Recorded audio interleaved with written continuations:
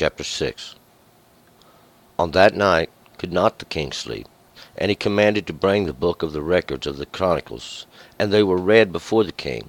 And it was found written that Mordecai had told of Bigthana and Teresh, two of the king's chamberlains, of those that kept the door, who had sought to lay hands on King Ahasuerus. And the king said, What honor and dignity hath been done to Mordecai for this? Then said to the king's servants that ministered unto him, There is nothing done for him. And the king said, Who is in the court? Now Haman was come into the outer court of the king's house to speak unto the king, to hang Mordecai on the gallows that he had prepared for him. And the king's servants said unto him, Behold, Haman standeth in the court. And the king said, Let him come in. So Haman came in, and the king said unto him, What shall be done unto the man whom the king delighteth to honor? Now Haman said in his heart, Whom would the king delight to honor besides myself? And Haman said unto the king, For the man whom the king delighteth to honor, let royal apparel be brought which the king used to wear, and the horse that the king rides upon, and whose head a crown royal is set. And let the apparel that the horse be delivered to the hand of one of the king's most noble princes, that they may array the man therewith whom the king delighteth to honor, and cause him to ride on horseback through the street of the city, and proclaim before him, Thus shall it be done to the man whom the king delighteth to honor. Then king said to Haman, Make haste, and take the apparel and the horse, as you have said, and do even so to Mordecai the Jew, that sitteth in the king's gate. Let nothing fail of all that you have spoken. Then took Haman the apparel and the horse, and arrayed Mordecai, and caused him to ride through the street of the city, and proclaimed before him, Thus shall it be done unto the man whom the king delighteth to honor. And Mordecai returned to the king's gate, but Haman hasted to his house, mourning and having his head covered. And Haman recounted unto Zeresh his wife, and all his friends, everything that had befallen him.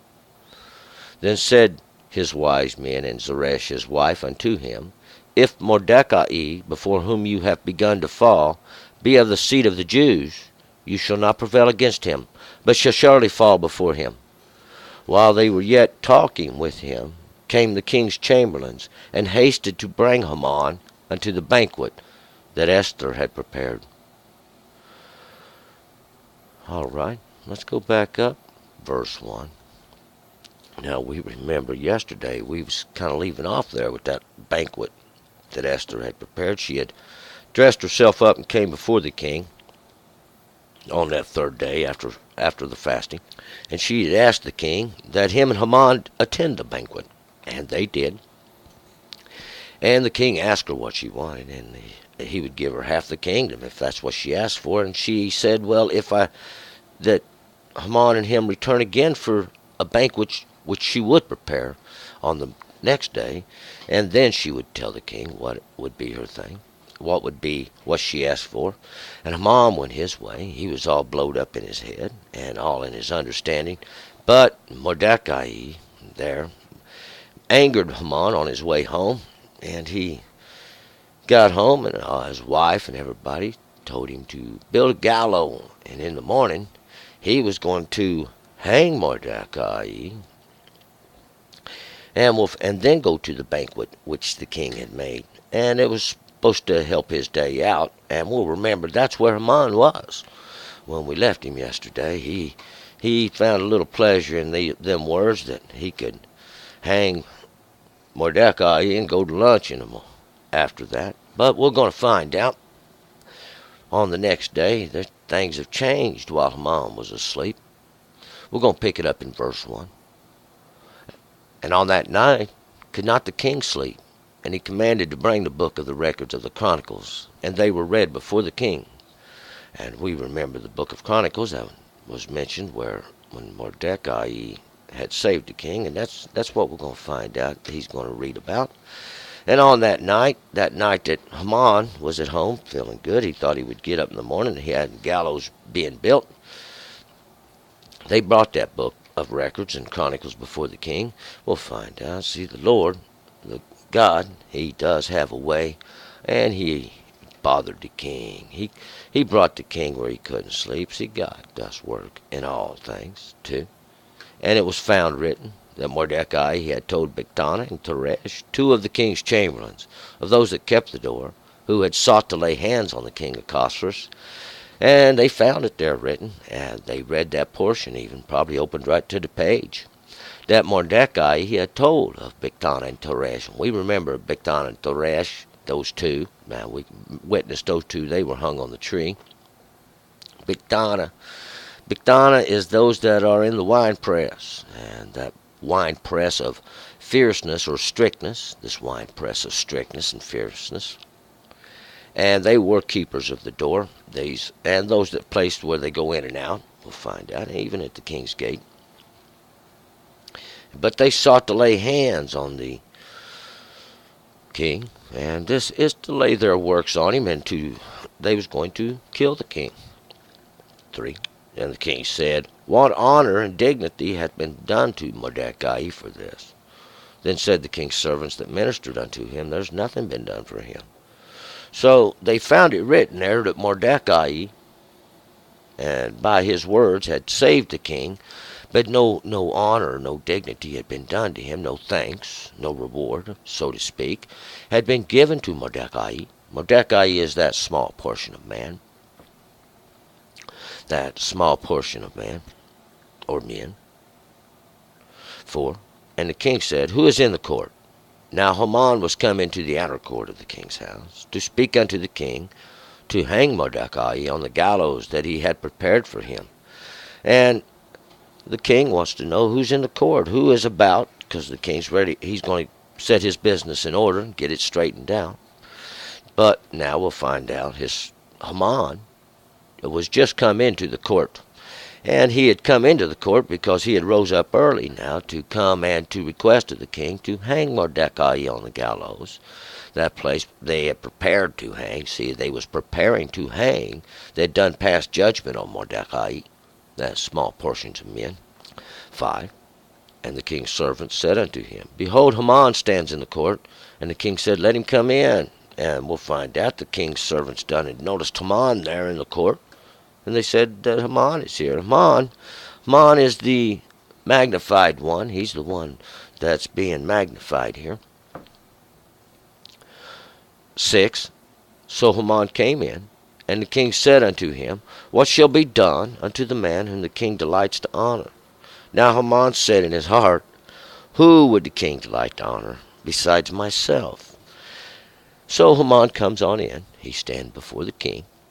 This one who's magnified, the magnified one I call him. And the king said unto him, What shall be done unto the man whom the king delights to honor?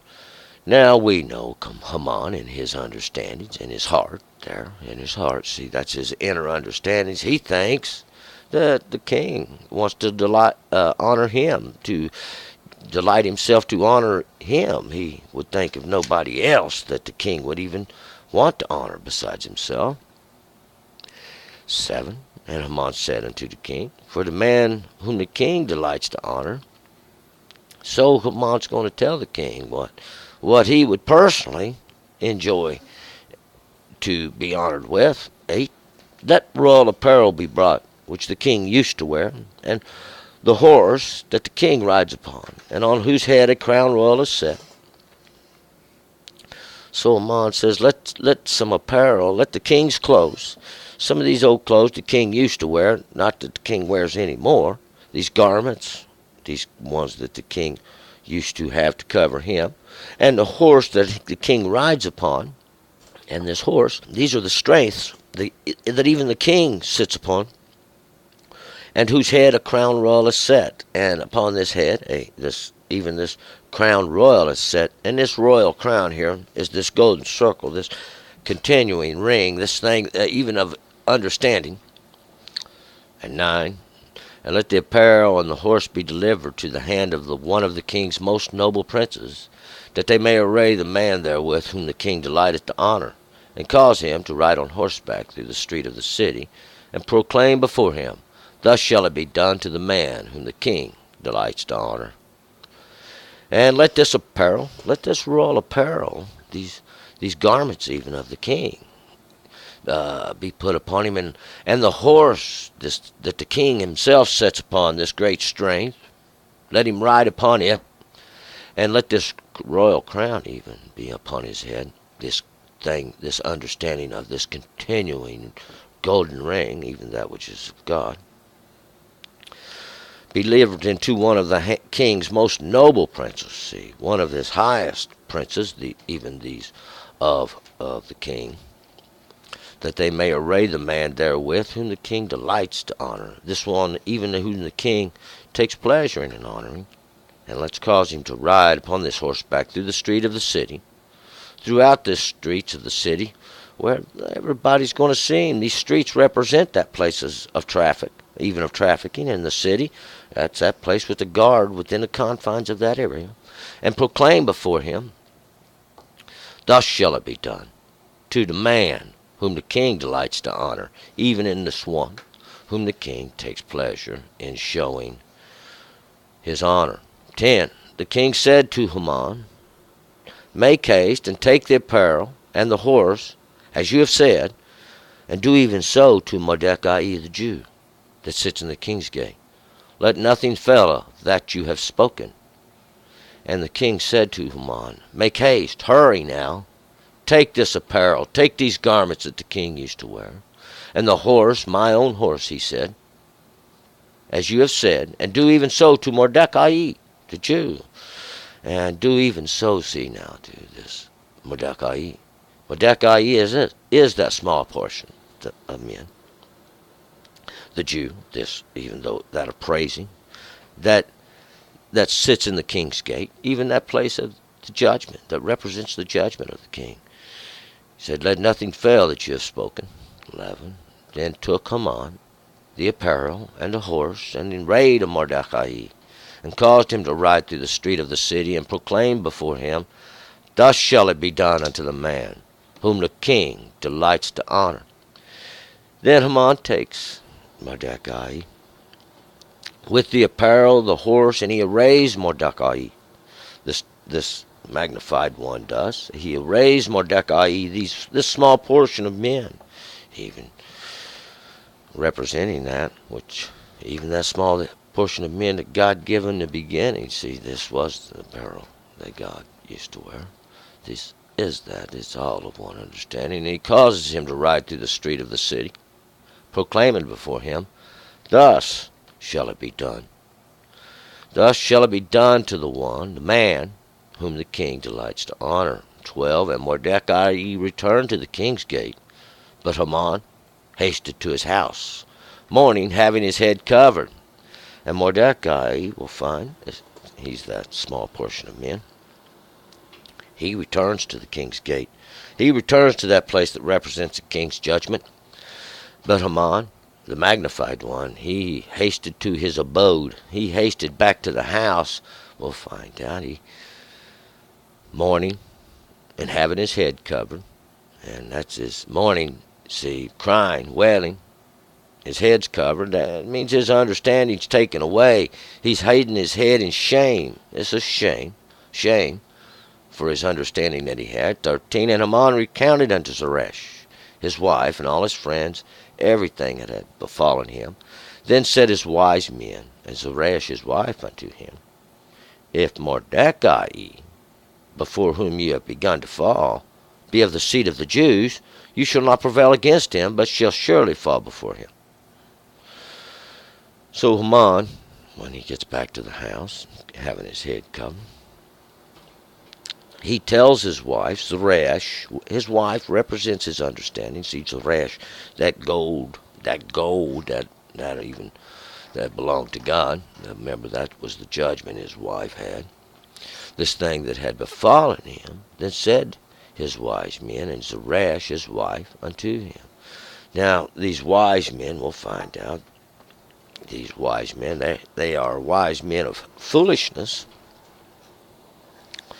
They tell Haman, if Mordecai, before whom ye have begun to fall, this Mordecai, this small portion of men, this one who you got ready to take out, he had built the gallows. See, he had was preparing to destroy Mordecai and all the Jews. Be of the seed of the Jews. You shall not prevail against him, but shall surely fall before him. These wise men tell him now that if he be a Jew, one of the praisings, you shall not stand. You shall not be able to stand against him, but you shall surely fall before him.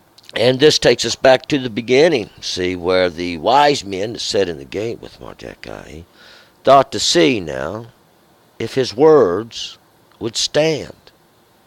14. And while they were yet talking with him, came the king's chamberlains, and hasted to bring Haman into the banquet that Esther had prepared. And while these wise men and his wife was yet talking there with him, the king's chamberlains, these ones who ministered for the king, these eunuchs, had come to take Haman now to the banquet that Esther had prepared. And we're going to find out. This is going to be Haman's last meal, so to speak. We'll find out. He's going to gather at this great banquet that Esther prepares for him. Esther, she is the star, this great understanding that's coming forth, this light that we see in heaven. And that's where we're going to pick it up. Chapter 7. Turn and return.